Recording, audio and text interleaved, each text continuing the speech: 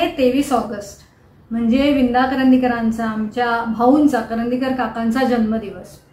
त्यामुळे आमच्या कॉलनीतले एक शेजारी म्हणून त्यांची ही ओळख. मला असं वाटतं ते आमच्या साहित्य सहवासात भिनलेले आहेत. म्हणजे आमच्या कॉलनीतल्या प्रत्येक रहिवाशाशी त्यांचं काही ना काही, कसं ना कसं नातं आहे. ते कसं हे सांगण्यासाठी हा व्हिडिओ. तर माझ्यापासूनच सुरू करू. मी लहान होते तेव्हा एकदा त्यांच्याकडे गेले होते. म्हणजे मी टीव्हीवरती कार्यक्रम बघितला होता ज्याच्यात ते त्यांच्या लहान मुलांच्या कविता वाचून दाखवत होते. तर मी सांगितलं, काका मी तुमचा टीव्हीवर कार्यक्रम बघितला, तुम्ही कविता वाचत होता. हो का असं म्हणाले ते, आणि पटकन आज जाऊन पुस्तक घेऊन आले आणि मग मला पिशी मावशी वाचून दाखवलं. पेनात शाई न संपण्याचा जो मंत्र होता, असे अनेक मंत्र आहेत त्यांचे, तुम्हाला माहितीच असेल, ते वाचून दाखवले. पुढे मी कॉलेजमध्ये असताना इंग्लिश लिटरेचर हा विषय घेतला. तर त्यांच्या घरी गेले होते एकदा. तर मला म्हणाले, मला खूप आनंद झाला आहे तू इंग्लिश लिटरेचर हा विषय घेतलास, कारण तुला माहिती आहे ना मी इंग्लिशचा प्रोफेसर होतो. म्हटलं हो काका माहिती आहे. आणि यावेळेस त्यांनी मला एक आज जाऊन पुस्तक आणून दिलं आणि म्हणाले, हे बक्षीस आहे तुझं, कारण तू इंग्लिश लिटरेचर चूज केलंस आणि मला खूप आनंद झाला आहे त्याबद्दल. तर ते पुस्तक होतं जॉन डॉस पेसोस यांचं. ऑफकोर्स ते अमेरिकन लेखक आहेत, पण ते इंग्रजी होतं म्हणून काकांनी मला खास ते बक्षीस म्हणून दिलं.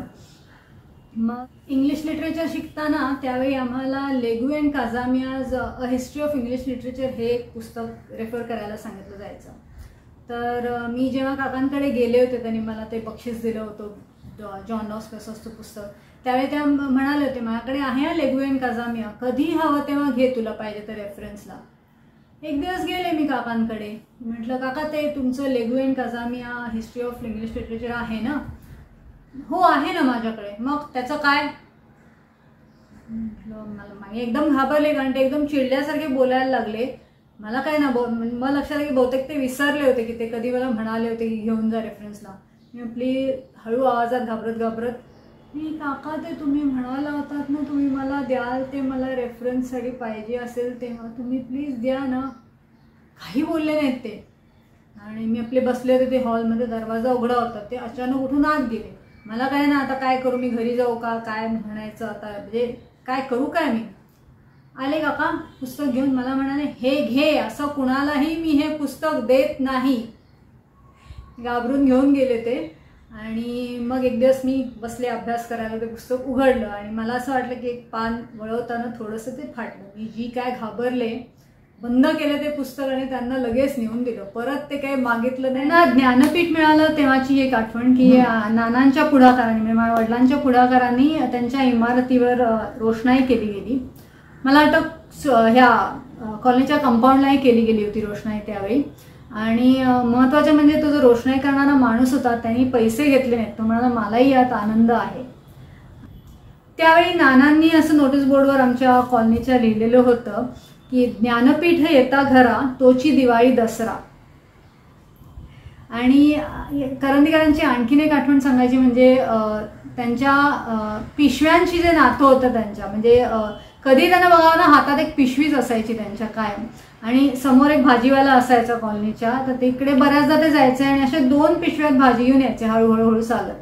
तर आमच्या हर्षे काकू त्यांच्या मुलींनी सुद्धा अनेकदा त्यांना म्हटलं, अहो भाऊ मला द्या, कशाला नेते एवढ्या जड पिशव्या, मी नेते. नाही, ते तू त्यात काही पडू नको, हे माझं तंत्र आहे बॅलन्सचं, तू काही ते मला सांगू नकोस, मीच नेणार आहे असं म्हणून ते मग हळूहळू 4थ्या मजल्यावरती अशा त्या न्यायच्या पिशव्या, असं त्यांचं असायचं. तर ह्या पिशव्यांच्या बद्दल त्यांनी एक प्रकरण लिहिले या पुस्तकात. आकाशाचा अर्थ तुम्हाला दिसत असेल तर बघा कवर. हे पुस्तक त्यांनी नानांना, म्हणजे माझ्या वडिलांना त्यांच्या 60साठी दिलं. तर ते हस्ताक्षर पण त्यांचं दिसतंय का बघा. हे दिसलं तर त्यातलं एक आता मी 2-3 पॅरा वाचून दाखवते की लग्न न करताच आपण माणसाळण्याच्या पलीकडचे आहोत असा गर्व कोणत्याही पुरुषाने धरू नये. तो एक फार मोठा भ्रम ठरेल. लग्नापूर्वी पुरुष प्रेमात असतो असे म्हणण्यापेक्षा तो भ्रमात असतो असे म्हणणेच अधिक योग्य होईल. लग्नामुळे घडणारे स्थित्यंतर महाभयंकर असते. लाजाळूचे झाड असलेली मुलगी पत्नी झाल्याबरोबर सर्कशीतल्या रिंग मास्टर प्रमाणे हुकूम करू लागते आणि सिंहाप्रमाणे गर्जना करणारे पुरुष मुकाट्याने हातात पिशव्या घेऊन बाजाराची वाट चालू लागतात. पुढे ते लिहितात, बोहल्यावरून पळून जाऊन मग इतरांना दासबोध सांगणाऱ्या रामदासांविषयी मला फारसा आदर वाटू शकत नाही. तुकारामाविषयी मला अधिक आदर वाटतो. मात्र तो सदेह स्वर्गाला गेला किंवा त्याच्या पोथ्या पाण्यावर तरंगल्या ही त्याच्या आयुष्यातली खरी अद्भुत गोष्ट नव्हे. एका खाष्ट बायकोशी संसार करीत असता तो काळ्यावर पांढरे करू शकला, हाच मुळी खरा चमत्कार आहे. पुढे भाऊ लिहितात, कजागिकेशी संसार करीत अंतिम वास्तवाचा शोध घेणारा सॉक्रेटिस अधिक खंबीर वाटतो. महापुरुषाचे मुख्य लक्षण हे की तो लग्नानंतरही दशांगुले उरू शकतो. शेवटी ते लिहितात, बिऱ्हाड थाटल्याबरोबर एक दिवस असा उजाडतो की आपली पत्नी एक पिशवी आणून आपल्या हातात देते आणि हिंग, जिरे, मीठ, मिरची घोकीत आपण हळूहळू जिन्याच्या पायऱ्या उतरू लागतो. खाली खाली जाणारा तो जिना शेवटी कुठे संपतो याची पुरेशी कल्पना अजून कोणत्याच पुरुषाला आलेली नाही. मला वाटतं करंदीकर काकांचं म्हणजे काव्य तर सगळ्यांना माहितीच आहे, पण हे त्यांचं गद्य सुद्धा किती छान, गमतीशीर, सुंदर आहे हे आपल्याला यामधून कळेल. आता मी जशा या आठवणी सांगितल्या करंदीकर काकांच्या, तशाच आमच्या काही शेजाऱ्यांनाही सांगायच्या आहेत. पहिल्या म्हणजे हर्षे काकू, आमच्या लता हर्षे, ज्या चौथ्या मजल्यावर विंदा राहायचे, त्या तिसऱ्या मजल्यावरती राहतात. त्यानंतर डॉक्टर श्रीरंग पुरोहित त्यांच्या आठवणी सांगतील. मग सोनिया विरकर ही लहान असताना तिने एक भाऊंवर कविता लिहिलेली होती, ती तिने एका कॉलनीतल्या कार्यक्रमात सादर केली होती, ते पण मी आता या व्हिडिओत टाकणार आहे. आणि सगळ्यात शेवटी अन्वेषा जोशी, ही सगळ्यात लहान आहे, मला नाही वाटत ती करंदीकर काकांना कधी भेटली असेल, पण तिलाही कशा त्यांच्या कविता आवडतात ते तिने सांगितलेले आहे, तर तेही आपण बघू. काकू, तुम्ही त्याच इमारतीत राहत होता भाऊंच्या, तुमच्या रोज गाठीभेटी असतच असणार, तर तुमच्या काही खास आठवणी असतील तर त्या सांगा ना. आम्हाला करंदीकर म्हणजे भाऊ हे अतिशय जवळचे, म्हणजे नात्यातले असावे इतके जवळचे होते. तसं खरोखरच आमच्या रोज जवळजवळ भेटी व्हायच्या. पण मजेशीर किस्से पण त्यांचे बरेच आहे. एकदा तर त्यांना गच्चीच्या चावीचा प्रश्न आला की आता ही ठेवायची कुठे 8 दिवस, लोकांचा प्रॉब्लेम होणार. तर ते आमच्याकडे आले, ते म्हणाले तुम्ही ठेवाल का ही चावी. आम्हाला काही त्याच्यात फार कठीण वाटलं नाही, गच्चीची चावी ठेवायला काय. आम्ही हो म्हटलं. ते म्हणाले बरं थांबा. मग ते घरी गेले आपल्या. एक हातोडी, एक किल्ली आणि एक खिळा एवढं सामान घेऊन खाली आले आणि त्यांनी आमच्या हॉलच्या मेन दरवाजाला पाठवून तो खिळा मारला. आम्हाला म्हटली खिळा का मारताय, आणि त्याला ती किल्ली अडकवली. म्हणाले बहिणी अशासाठी हे केलं की कुठे कोणाच्या हातून ती हरवू नये. आम्ही म्हटलं बरोबर. म्हणजे असं त्यांनी ती पुढची पण खबरदारी घेतली आणि थोडक्यात म्हणजे सोय केली. तसे त्यांचे आणखी पण गोष्टी आहेत पुष्कळ. आमच्या घरी माझा मुलगा आजारी होता, तर एकदा सकाळच येऊन बसले.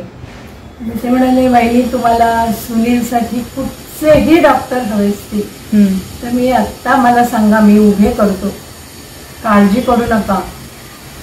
एवढं भरून आलं त्यावेळेला, कारण असं होतं ना, आपण बेचैन असतो इतक्या आजारपणात, आणि असा कोणाचा तरी मोठा आधार मिळावा. एक तसे मजेशीर किस्से पण आहेत त्यांचे. म्हणजे कसं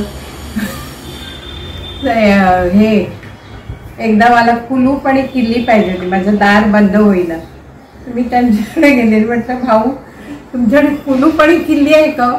ते म्हणाले हो, मी बघतो जरा. असं म्हणून खाली 5-6 कुलप आणि किल्ल्या घेऊन आले. आणि ती एक किल्ली, त्या कुलपाला जी किल्ली लागेल ती लागते, ती लागते.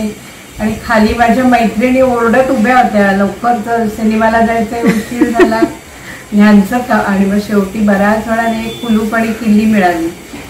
म्हटलं चला. मग ते काय बाहेर आम्ही आलो, त्याने ती लावली, कारण तो पण विश्वास नाही हिला लावता येईल की नाही ती कुलूप किल्ली. त्याने लावली, किल्ली मला दिली मात्र, आणि मग घरी गेले. असं छान छान होते आणि ते खूप जवळचेच होते ग. त्या घरात आमचं किचन फोडलेलं होतं. तर आले आणि मला म्हणाले, वहिनी तुमचं किचन फोडलेलं आहे म्हणजे आता केवढी पंचायत होणार तुमची, तुम्ही असं करा, जे लागेल ते करायला आमच्या घरी आहे, आमचं उघडं आहे तिथे, करून घ्या, केलेलं घ्या डायनिंग टेबलावरचं, पण गैरसोय होऊ देऊ नका. हे किती जवळकीचं लक्षण आहे ना, असं वाटणं आणि ते सांगणं, आणि ते सुद्धा एका पुरुषाने, हे किती महत्वाचं आहे. म्हणजे आम्हाला या बारीक सारीक गोष्टींची फार किंमत होती. अजूनही आज आठवलं तरी असं म्हणजे काय आनंद होतो. विंदा शेजारी म्हणून कसे होते याच्यावर एक 2 मिनिटं मला बोलायचं आहे. तर जसे आपले नॉर्मल शेजारी असतात तसे अगदी ॲब्सोल्युटली तसेच होते. आम्हाला लहान मुलांना तर आम्हाला कधी कळलंच नाही की ते कोणी मोठे कवी होते किंवा कोणी ते फेमस होते ते, आणि नंतर आम्हाला कळायला लागलं की ते जिनियस लेवलचे कवी होते आणि तेवढेच विक्षिप्तही होते. म्हणजे कधी कधी तेव्हा तुम्हाला आठवत असेल की आपल्या टी व्हीला अँटिना असायचा, तर ते पॅरापेटवर चढून अँटिना वगैरे दुरुस्त करायचे. आणि याच्या म्हणजे आता आम्हाला वाटायचं खाली पडणार की काय, आणि 4थ्या मजल्याची 4 मजल्यांची आमची बिल्डिंग, 5व्या मजल्यावर तो अँटिना, तिथे पॅरापेटवर चढून एवढं ते रिस्की होतं, पण हे करायचे असे. आणि आम्हाला मुलांना एक त्यांची स्पेशल आठवण होती की त्यांच्याकडे ते, मला वाटतं एकदा रशियाला गेले होते, काहीतरी त्यांना अवॉर्ड मिळाला होता रशियामध्ये, तर त्यांच्याकडे रशियन कॉईन्स होती आणि तेव्हा मी कॉईन्स कलेक्ट करायचो. तर त्यांच्याकडे कोपेक होतं छोटं, म्हणजे ते रुबलचा एक छोटासा पार्ट असतो, तर मला तो हवा होता. तर मी त्यांच्याकडे गेलो की मला कोपेक हवा आहे तुमच्याकडचा. तर तेव्हा मी नुसता देणार नाही, मी एक्सचेंज करेन तुझ्याशी. आणि मग त्यांनी माझ्याकडून एक, मला वाटतं स्टॅम्प घेतला एक, आणि त्याच्या बदल्यात मला त्यांनी एक तो कोपेक दिला. सो ते म्हणजे असे लहान मुलांच्या सारख्या गोष्टी करायचे. म्हणजे दुसरा म्हणजे आम्हाला ते वर्षातून एकदा कॉलनीची साफसफाई करायला लावायची. म्हणजे सगळी घमेली फावडी वगैरे सगळं ते आणायचे, आणि एक रविवार गटारं साफ करा, सगळा कचरा काढा. आणि मुख्य महत्वाची गोष्ट अशी होती की ते स्वतः पण तेच करायचे आमच्याबरोबर. त्याच्यामुळे आम्हाला असं कधी वाटलंच नाही की ते असे कोणीतरी मोठे आहेत किंवा कोणी मोठा कवी आहे काय आहे. अगदीच ऑर्डिनरी रहिवाशी, ऑर्डिनरी आपले जे शेजारच्या काकांसारखे ते वागायचे. आणि पर्सनल आणखीन काय इंटरॅक्शन, म्हणजे घरी वगैरे आले तर तेव्हा कसं काय? घरी मला असं काकांची कसं होतं? बाबांची चांगले संबंध होते, म्हणजे असे काही फोन करायचे ते. तर एकदा मला वाटतं देशमुखांकडे लग्न होतं आणि देशमुख आमच्या बिल्डिंगमध्ये राहायचे, तर त्यांनी त्यांच्या हाफला लाइटिंग केलं होतं. तर एक दिवस फोन आला लँडलाईनवर, तेव्हा मोबाईल वगैरे होता, लँडलाईनवर फोन आला, पुरोहितांशी बोलायचं. मी बाबांना फोन दिला, तेव्हा पुरोहित तुमच्या बिल्डिंगला अर्ध्याच साईडला लाईट का लावलेत? तर ते बाबा म्हणाले की देशमुखांकडे लग्न आहे आणि ते त्या साईडला राहतात म्हणून बहुतेक त्यांनी लावले असावे. बरं, ठेवून दिला फोन. म्हणजे फक्त अशी, म्हणजे असे काय म्हणतात त्याला, चांभार चौकशाच्या करतात ना काही त्याला, पण फक्त ही माहिती पाहिजे होती. मग मला एकदा त्यांनी फोन केला, अरे श्रीराम तू काय करतोयस? म्हटलं काही नाही, मी घरी आहे, जरा ये आमच्याकडे. तर मी गेलो त्यांच्याकडे. तर ते त्यांच्याकडे त्यांचे शेजारी साखळकरांच्या गॅलरीमध्ये त्यांच्याकडे काम करणारी बाई झोपली होती आणि बराच वेळ ती हल्ली नाही. म्हणून मला काकांनी विचारलं की काही झालंय का तू, जरा बघायला आहे. किल्ली होती त्यांच्याकडे. आम्ही दार उघडून आत गेलो आणि ती जिवंत नव्हती बाई. आणि मी, मला वाटतं तेव्हा MBBS झालं होतं, आणि मग फॉर्च्युनेटली मला लक्षात आलं होतं की काहीतरी मेडिकल असणार म्हणून मी स्टेथोस्कोप आणि BP इन्स्ट्रुमेंट घेऊन गेलो होतो. बघितलं काहीच नाही, ती रिस्पॉन्सिव्हच नव्हती. म्हटलं भाऊ ती जिवंत नाही आहे. आणि असं म्हणून मग आम्ही ठरवलं की संजूला फोन करायचा आणि सांगायचं. तर मी वळलो तेवढं ते म्हणाले, अरे श्रीराम जरा बघ ती हलते असं मला वाटतं. तुम्ही एवढा घाबरलो, कारण कोणी डेड आहे हे डिक्लेअर करणं एक फार मोठं जोखमीचं काम असतं. त्याच्यात तुम्हाला जर कोणी सांगितलं ते तुम्ही आधीच आता डेड आहे डिक्लेअर केलं की हलायला लागली, पण ती म्हणजे काही असं काही नव्हतं. तर असे विचित्र गोष्टी ते करायचे. आणि कॉलेजमध्ये तर खूपच, पण ते आम्हाला असं कधी वाटलं नाही की ते कोणी मोठे, अगदी नॉर्मल साहित्य समाजाच्या विक्षिप्त रहिवाशांसारखे तेही एक होते. लहानपणापासून मला विंदा करंदीकरांच्या कविता खूप आवडायच्या. त्यांच्या बऱ्याच कविता मी वाचायच्या आणि लक्षातही राहायच्या. तर त्यांच्या पद्धतीची कविता नंतर मी 12-14 वर्षी साधारण असेल आणि ते कसे आहे त्याच्याबद्दल ती कविता आहे. ती म्हणते, तरा तरा ते घेर वाडीतून भाजी घेऊन भाऊ आले, सुमाताईना आणि म्हणाले, ही न दोडकी हे कोहाळे. सुमाताईंनी त्यांना म्हटले, कशास इतके आणता आले, आणि त्यावर भाऊ वदले, स्वस्त मिळाले स्वस्त मिळाले. विंदा करंदीकरांची तिची मावशी आणि तिची भूतावळ ही यातली एक जण कलमी वाचणार आहे. कारण मलाही खूप आवडते आणि लहानपणी मला खूप आवडायची ती. आणि मला तसंही विंदा करंदीकर खूप आवडतात. त्यांचे म्हणजे मजेदार किस्से खूप आवडतात ऐकायला. आणि सुरू करते आणि चुका झाली तर माफ करा. हिर्र रात्री सुंदरानी झर्र वारा भुर्र पाणी, शार वाडा गार भिंती दार त्याचे हस्ती दंती. कोण आले दार आपोआप खोले. आली आली भूताबाई 3 माणसे रोज खाई. स्मशानामध्ये घालते फेरी, मेहरी पहाटे पूर्वी करते मेहरी. मेहरीसाठी होतात चक्क 2 पोरे लठ्ठ मठ्ठ. पण प्रत्येक एकादशीस रताळाचा खाते खीस.